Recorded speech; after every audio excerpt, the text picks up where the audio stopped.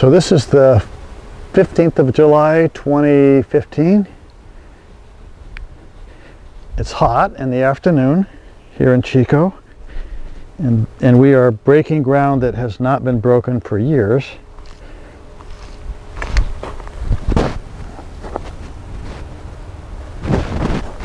This was watered. Now this ground here has not been worked for a few years. Right here it's all Broadfork. That's too easy. So I wanted to show you what it's like somewhere that is tight. Now I do have good soil. You may not have it this easy. You see I rock back and forth, get it all the way down, and then pull back, break open the dirt, go back 6 inches or so, step on one side, step on the other side, and then I get up on it and I go back and forth like this. In I go, just like that. Okay.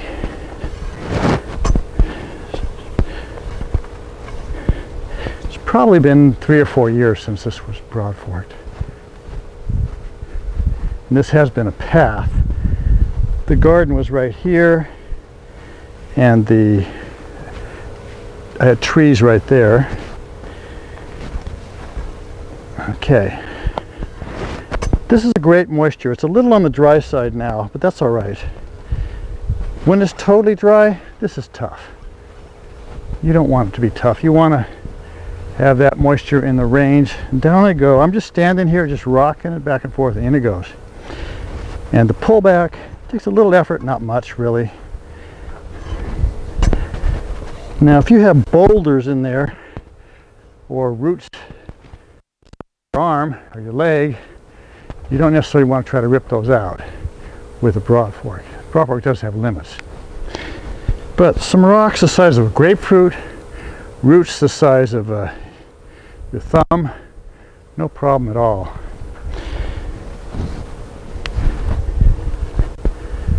This soil has no rocks. I like to keep it that way. Step, step, step, get up on it, rock. The handle's back and forth, and in it goes, just like that. Now part of the reason that works so well is that, and you see it's just kind of fracturing perfectly. These tines used to be a straight shot from here to there. We took out all this part here, still pretty thick, plenty strong, but that sculpted tine goes in easier, and we've shaved 1 pound to 1.5 pounds off the weight, so now we're down around 16.5 pounds for the 5-tine steel, 15.5 for the wood. This is a 4-tine standard steel, so it is 15.5 pounds. So why am I doing this on a July afternoon, you might ask? There's a reason, and the reason is winter. It may not seem logical in July to think about winter, but if you're planting winter crops, now is the time to prepare your ground. Now is the time, July 15th to September 15th, and I would say especially July 15th to August 15th in California, and I think a lot of other places too. This is when you plant your carrots. The variety of plant, Scarlet Nantes, Nantes, Scarlet Nantes, open pollinated hybrid, that doesn't matter, but the Nantes variety is kind of the rounded end. It's kind of about, I don't know, 6 to 10 inches long, 6 to 8, and they're super sweet, brittle, wonderful fresh market carrots.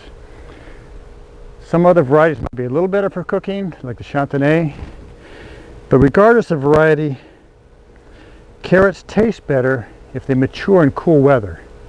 And they also, here in California and a lot of the country, they will sit in the ground well into the winter. I know there are places where you have to cover the bed of carrots with a layer of like 6 or 8 inches of straw to keep it from freezing. Here, mostly that's not a problem. But the reason to plant now is that you want growth on those carrot plants, broccoli plants, cabbage plants, cauliflower plants, chard plants. Before the days get short, you know, plants use sunlight to grow, photosynthesis, and they do better in a longer day. So you plant now and in August, so you're planting your flats now of broccoli, cauliflower, cabbage, and you got to water them every day, sometimes twice a day. But you want to plant them in the ground in the middle of August. The middle of September is the latest you want to put them in the ground. And the reason is you want those plants to be a good foot tall when the days get short. They love to mature in cool weather, but they need to develop some roots and some tops so that they can put out a nice big broccoli head or a nice good carrot. So here we are in July, Broadforking. So when I get done with this, I'm going to spread some compost. You can spread it before like I have over here and work in whatever soil amendments you need. So you got 12 inches of loose soil.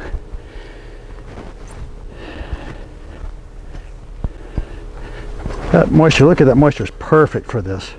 It's not too wet. It's fracturing nicely. Tines are penetrating easily. And notice I'm not doing too much side to side. It's mostly back and forth this way. It's easier to balance. And I'm going back about 8 inches on every pass here, just because it's breaking so nicely. You may not have this nice of soil. This is actually a clay loam. I've added organic matter for years, so it's loose for a clay soil, but it's not a sandy loam, it's a clay loam, which is sort of a testament to organic matter. So plant your broccoli, cabbage, cauliflower in flats. You may want to put it in the shade. You may want to water it twice a day. Carrots in the ground, direct seed, water twice a day. Some people cover them with burlap. You have to make sure that you pull the burlap off at the right time, or some kind of a mulch, but really carrots will sprout in fairly hot weather if there's adequate moisture. You can plant cool season seeds in hot weather, and you got to keep them wet. If you're using drip, put a drip line right down your row. Water it a few minutes every day. You can actually water it the hot part of the day to cool down the temperature. And the same thing applies for lettuce. You can plant lettuce in flats right now, or in the ground too, but let's say flats. And when the time comes, pop them in the ground, keep them damp. If you're here in Chico, you will have noticed that a few of the really expert natural farmers like Grau Farm CSA and Bruce Balguyan are providing lettuce all summer. Okay, so that's it. That row's about done. I'm running into a cherry tree here, which has not produced anything of note.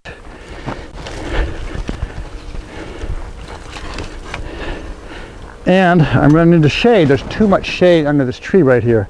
So I'll stop planting about right there. I'll plant over there. So that's it for the July newsletter. Valley Oak Tool Company. Look us up at valleyoaktool.com and see what we have to offer in the way of the finest gardening tools money can buy. Easier to use, wonderful to work with. Thanks for watching. This is David. Bye.